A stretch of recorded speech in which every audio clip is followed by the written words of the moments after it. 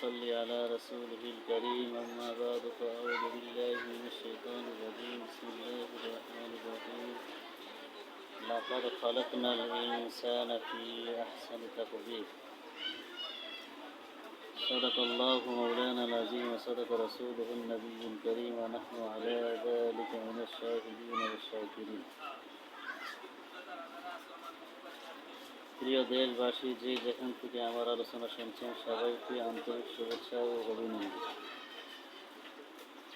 আল্লাহ তাআলা পবিত্র কালামে সূরা ৩-এর মধ্যে বলেন, লাকাদ খালাকনাল ইনসানা ফি আহসানি তাকওয়িম। আল্লাহ তাআলা মানুষকে উত্তম রূপে সৃষ্টি করেছেন। মানুষের সৃষ্টিগতভাবে আল্লাহ তাআলা এত সুন্দর করে বানাইছেন যে একজনের চেহারার সাথে আরেকজনের চেহারার মিল নাই, একজনের গঠনের সাথে আরেকজনের গঠনের মিল নাই, একজনের আঙ্গুলের ছাপের সাথে আরেকজনের আঙ্গুলের ছাপের মিল নাই। মিল আছে কি? আদর্শের মিল আছে, কিন্তু আদর্শের মতো আদর্শ নাই। এই কথাটা কেউই বলতে পারে না যে আমি নবীওয়ালা আদর্শ নিয়ে দুনিয়াতে আছি, কিন্তু আছে কি? শুধু স্লোগান আর স্লোগান। এর মধ্যে বাংলাদেশের নিবন্ধিত রাজনৈতিক দুইটা দলের স্লোগান আলোচনা করতেছি। যেমন একটা দল হিসাবে অনেক প্রাচীন দল, তাদের স্লোগান হইল